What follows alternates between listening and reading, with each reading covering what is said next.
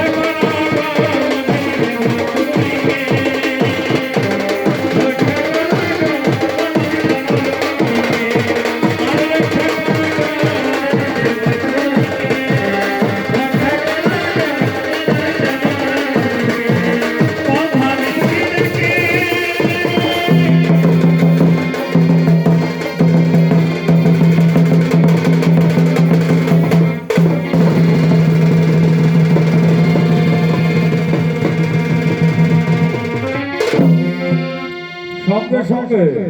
পালন কর্তা বিষ্ণুদেব বলে উঠছেন। বলুন বলুন সৃষ্টিকর্তা ব্রহ্মদেব, আপনি বলুন সৃষ্টি করেছেন মহিষাসুরে, তার তাণ্ডবে 33 কোটি দেবতাগণ পৃথিবীর বুকে, বলে দিন তার নিধনের উপায়। সঙ্গে সঙ্গে ব্রহ্মদেব বলে উঠছে, না না না, সেজন্য আমি কেন চিন্তা করব? তার জন্য তো ভার দেওয়া রয়েছে সংহার কর্তা মহাদেবের। আপনি তারে জিজ্ঞাসা করুন কিভাবে সংহারিবে মহিষাসুরে। সঙ্গে সঙ্গে আবার বিষ্ণুদেব বলে উঠছেন, বলুন বলুন সংহার দাতা মহাদেব, ওই মহিষাসুরের অত্যাচার আজ 33 কোটি দেবতাগণ পৃথিবীর বুকে, বলে দিন আপনি কিভাবে সংহারিবে মহিষাসুরে। বাবা ভোলানাথ বলে উঠছে, হবে না, হবে না বাবা হস্তে মহিষাসুর নিধন, কারণ এই ব্রহ্মার বরে বলিয়ান সেজন। আমি বলছি বিষ্ণুর যুক্তিতে হয়েছিল সমুদ্র মন্থন, বলুন বলুন বিষ্ণুদেব কিভাবে করিবেন মহিষাসুর নিধন। বিষ্ণুদেব আবার বলে উঠছেন, এসো দেবগণ, তবে এই তিলকের শক্তি দিয়ে তিলে তিলে শক্তির পাতাইনি করিব সৃজন, আর তারে রণরঙ্গিনী সাজে সিংহ বাহন দিয়ে পাঠাবো করিতে মহিষাসুরের নিধন। তাই ব্রহ্মা বিষ্ণু মহেশ্বর আজ তিলে তিলে শক্তি দিয়ে শক্তির উপাদায়নী করিছে সৃজন।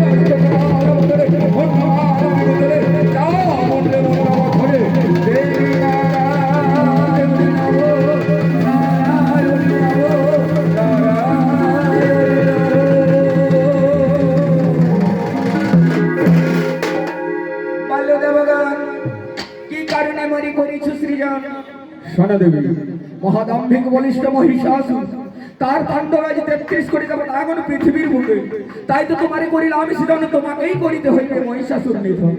ওগো দেবগণ, আমি যে সদা সর্বদাই নিরস্ত্র, কি করি করিব ওই মহিষাসুরের সঙ্গে রাম?